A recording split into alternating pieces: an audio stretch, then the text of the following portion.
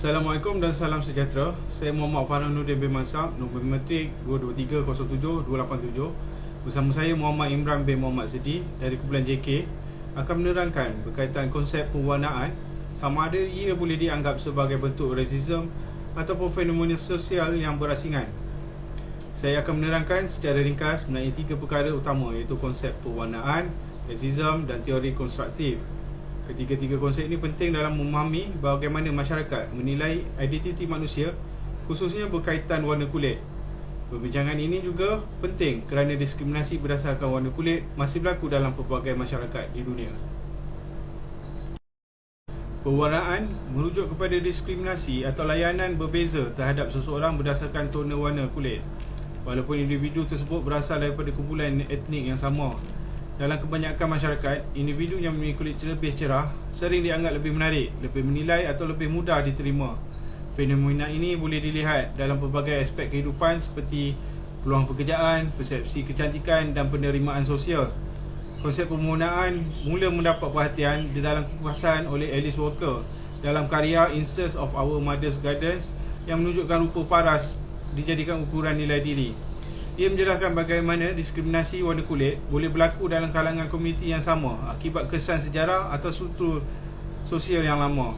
Keadaan ini menunjukkan bahawa warna kulit bukan sekadar ciri fizikal, tetapi sering dijadikan ukuran status dalam masyarakat. Rasism pula merujuk kepada sistem kebajakan atau struktur sosial yang menganggap sesuatu kumpulan ras lebih unggul berbanding kumpulan yang lain. Ianya berbeza dengan konsep pewarnaan yang boleh berlaku dalam kumpulan etnik yang sama. Rasism biasanya melibatkan hubungan kuasa antara kumpulan ras yang berbeza. Rasism boleh wujud dalam pelbagai bentuk seperti diskriminasi dalam undang-undang, ketidaksamaan peluang ekonomi dan stereotip terhadap kumpulan tertentu. Contoh dalam sejarah Amerika, sistem perhambaan dan undang-undang pemisahan kaum telah mewujudkan ketidaksamaan antara masyarakat kulit putih dan masyarakat Afrika Amerika. Walaupun banyak perubahan telah berlaku, kesan struktur rasism masih boleh dilihat dalam aspek pendidikan, ekonomi dan sistem keadilan. Untuk memahami bagaimana pewarnaan dan rasism terbentuk, kita boleh melihatnya melalui teori konstruktivisme.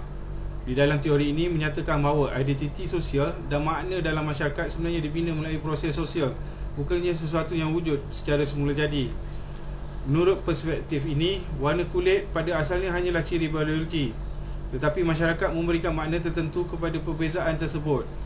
Apabila masyarakat mula mengaitkan warna kulit dengan status, kecantikan atau kebolehan, maka terbentuklah hierarki sosial berdasarkan rupa fizikal.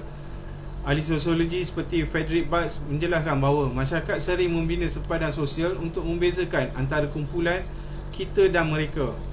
Melalui proses ini, ciri fizikal seperti warna kulit boleh jadikan simbol yang menentukan kedudukan seseorang dalam masyarakat. Oleh itu, pewarnaan sebenarnya boleh difahami sebagai hasil binaan sosial yang terbentuk melalui sejarah, budaya dan hubungan kuasa dalam masyarakat. Baik, bismillahirrahmanirrahim. Assalamualaikum warahmatullahi taala wabarakatuh. Terima kasih kepada saudara saya Muhammad Farhanuddin. Saya Muhammad Imran bin Muhammad Sedi. Dan insyaAllah kita akan teruskan dengan slide berkaitan dengan pewarnaan di Amerika Syarikat.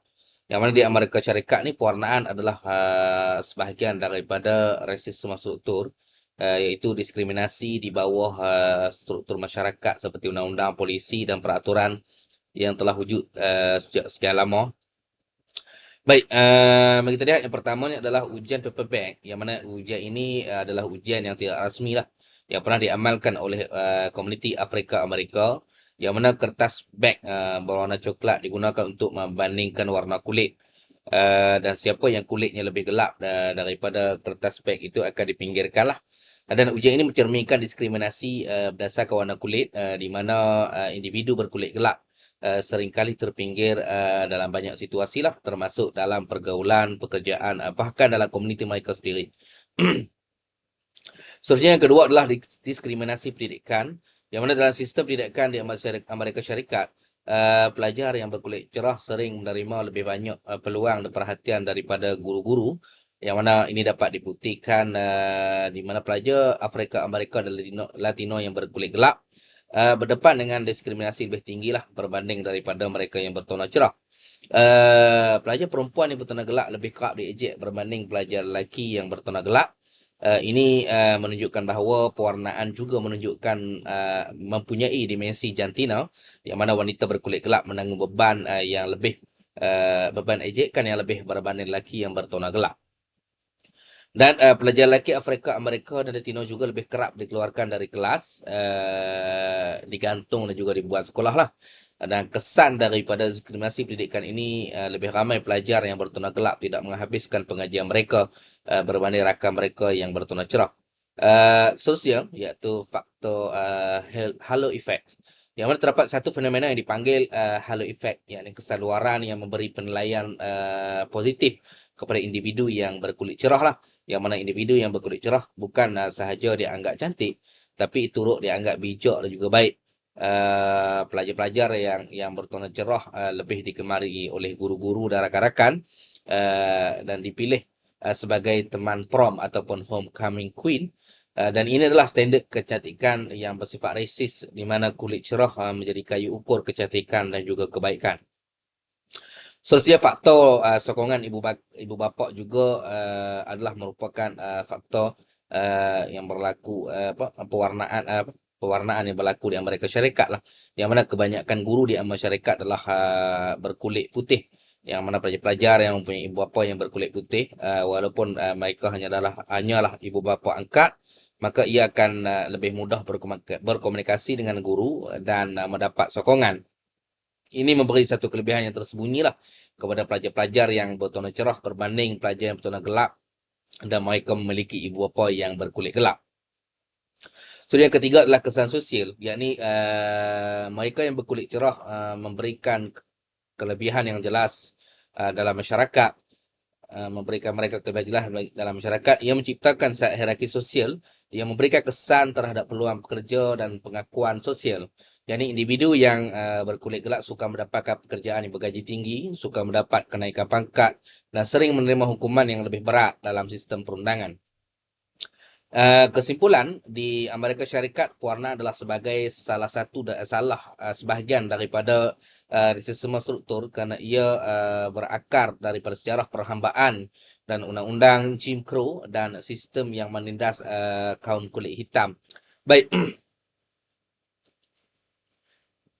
Baik, sekarang kita dapat lihat pewarnaan di Malaysia, yang mana pewarnaan Malaysia ini berbeza daripada konteks di Amerika Syarikat. Yang mana di Malaysia pewarnaan lebih bersifat daripada fenomena sosial yang berasingan, di mana ia tidak berakar daripada undang-undang atau polisi negara, tetapi daripada norma budaya, pengaruh media dan juga persepsi kelas sosial lah. Yang pertama adalah pengaruh budaya. Budaya Malaysia ni memainkan satu peranan penting dalam membentuk standard kecantikan, yang mana masyarakat kita lebih cenderung mempromosikan warna kulit cerah sebagai simbol status dan juga daya tarikan.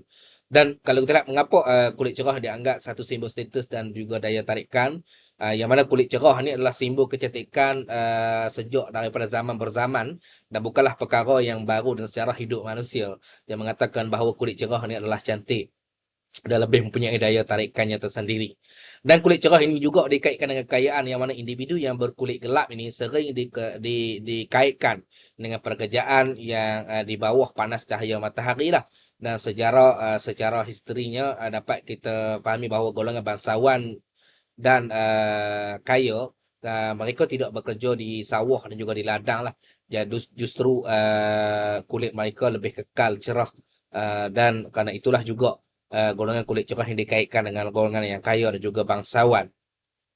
Dan juga adalah kesan penjajahan daripada dasar pandang ke barat telah mewujudkan satu persepsi bahawa satu kefahaman masyarakat bahawa kulit cerah melambangkan satu kuasa dan juga keunggulan lah. Ini mempengaruhi Malaysia kerana Malaysia adalah sebagai bekas tanah jajahan British. Baik, keduanya adalah iklan produk pemutihan. Yang ini iklan produk pemutihan kulit sangat jelas di Malaysia. Kalau kita dapat lihat di televisyen, media sosial dan papan iklan, yang mana iklan-iklan ini mencerminkan bahawa pada masa yang sama telah mengukuhkan norma sosial yang mendukung mereka yang berkulit cerah sebagai ideal dan cantik. Dan bagaimana iklan ini mempengaruhi persepsi masyarakat di Malaysia, yakni Kalau kita dapat lihat iklan-iklan produk pemutihan kulit seringkali menggunakan perkataan yang positif untuk mereka yang berkulit cerah sebagai segar, cantik, berseri, yakin diri dan bersemangat serta sentiasa senyum. Dan mereka juga menggunakan perkataan yang negatif untuk mereka yang berkulit gelap sebagai lemah, lesu, kurang yakin, kurang keyakinan diri, sedih dan pelbagai lagi lah, yakni yang memberi satu tanggapan yang negatif terhadap mereka yang berkulit gelap. Dan iklan ini juga seringkali membuat perbandingan di keadaan ni antara sebelum memakai produk mereka dan selepas memakai produk mereka lah. Dan sebenarnya ini secara halus menanamkan satu perasaan yang rendah diri kepada individu yang berkulit gelap. Dan ketiganya adalah kelas sosial, yang mana pewarnaan di Malaysia juga terkait rapat dengan kelas sosial, yakni individu yang berkulit cerah seringkali dianggap memiliki kelebihan dan dalam pemilihan pasangan dan peluang kerjaya lah. Sebagai contoh yang kita dapat lihat di Asia Selatan seperti India, satu kajian yang mendapati majoriti bakal ibu mertua memilih bakal menantu yang berkulit cerah. Walaupun kajian ini berlaku di India, tapi situasi yang sama juga boleh berlaku di Malaysia, terutamanya dalam komuniti India di Malaysia. Dan sebagai contoh dalam peluang kerjaya, kita dapat lihat di Afrika, individu yang berkulit cerah juga dikaitkan dengan keistimewaan status sosial, peluang pekerjaan dan juga percayaan jodoh. Dan situasi yang sama juga boleh berlaku di Malaysia dalam sektor-sektor tertentu seperti perkhidmatan pelanggan, media dan juga bidang hiburan. Dan kesimpulan yang kita dapat lihat di Malaysia adalah pewarnaan adalah satu fenomena sosial yang berasingan dan ia tidak berakar dari undang-undang atau polisi negara, tetapi lebih kepada norma budaya, pengaruh media dan persepsi kelas sosial. Dan namun kesannya tetap buruk kepada individu yang berkulit gelap. Baik. Dan sekarang apa yang dapat kita simpulkan dalam perbincangan kita pada hari ini atau perbincangan kita pada hari ini? Yang pertama adalah perbandingan di antara pewarnaan yang berlaku di Amerika Syarikat dan juga Malaysia. Yang mana di Amerika Syarikat ini pewarnaan adalah sebagai salah satu daripada rasisme. Mengapa? Kerana di Amerika Syarikat ini pewarnaan adalah pecahan daripada rasisme struktur, iaitu diskriminasi di peringkat undang-undang, polisi dan peraturan masyarakat yang telah wujud sejak daripada zaman perhambaan dan juga undang-undang Jim Crow. Di Malaysia pula, pewarnaan adalah fenomena sosial yang berasingan yang mana ia berpunca daripada norma budaya, pengaruh media dan persepsi kelas atas. Bukan daripada undang-undang ataupun polisi negara. Dan satu perbandingan yang penting yang mana rasisme tulen seperti yang kita dapat lihat dalam buku The Bell Curve, yang mana mendakwa IQ diwarisi mengikut ras, dan dakwaan ini telah membawa satu cadangan yang sangat berbahaya seperti menamatkan bantuan kebajikan kepada wanita-wanita yang berkulit hitam untuk mengurangkan kelahiran dalam kumpulan mereka, dan ini berbeza dengan pewarnaan yang tidak melibatkan cadangan dasar negara seperti Malaysia. Tetapi ini lebih kepada diskriminasi halus dalam kehidupan seharian kalau kita dapat lihat di Malaysia lah. Dan kedua adalah kesan negatif, yang mana kesimpulan yang daripada kesan negatif, walaupun berbeza konteks di Malaysia dan juga di Amerika, tetapi pewarnaan ini di mana-mana pun tetap membawa kesan yang buruk yang samalah. Yang pertama sekali adalah individu yang berkulit gelap ni akan merasa rendah diri, mereka merasakan tidak cukup baik, tidak cukup cantik dan tidak kurang berjaya. Dan mereka mungkin mencuba untuk memutihkan kulit mereka walaupun benda itu berisiko kepada kesihatan mereka. Dan seterusnya adalah diskriminasi sosial, yang mana individu yang berkulit gelap ini dipinggirkan dalam pergaulan, suka mendapatkan peluang pekerjaan, dan dalam kes di Amerika Syarikat lebih ramai pelajar-pelajar mereka yang bertona gelap tidak menghabiskan persekolahan. Dan apa cadangan yang boleh kita lakukan adalah daripada bidang pendidikan dan juga kesedaran, yang mana di pendidikan kesedaran kita memperkenalkan isu pewarnaan ini dalam kurikulum sekolah, di universiti, kempen media, masyarakat perlu sedar. Kita perlu memberi kesedaran pada masyarakat bagaimana media dan iklan menggunakan perkataan positif untuk mereka yang berkulit cerah dan menggunakan perkataan negatif bagi mereka yang berkulit gelap. Dan kesedaran ini penting untuk membongkarkan stereotip yang selama ini dianggap normal dalam masyarakat kita. Seterusnya, menolak stereotip warna kulit, yakni kita menghentikan sebarang jenaka komen atau layanan yang membezakan manusia di antara berdasarkan warna kulit. Dan kita menghargai kepelbagaian warna kulit sebagai sesuatu yang semula jadi dan indah. Di mana setiap warna kulit ada kecantikannya sendiri. Dan akhir kata daripada saya, ingatlah bahawa nilai seorang manusia bukan terletak daripada warna kulit, tetapi pada sikap dan juga integritinya. Jangan kita menilai manusia dari rupa fizikal, tetapi daripada hati, akhlak dan perbuatan mereka. Dan marilah kita sama-sama bina masyarakat yang lebih adil, di mana setiap insan dihormati tanpa mengira warna kulit. Sekian saja daripada saya dan sahabat saya Muhammad Farhan. Terima kasih. Sekian wabillah wa taufiq wa hidayah. Wassalamualaikum warahmatullahi taala wabarakatuh.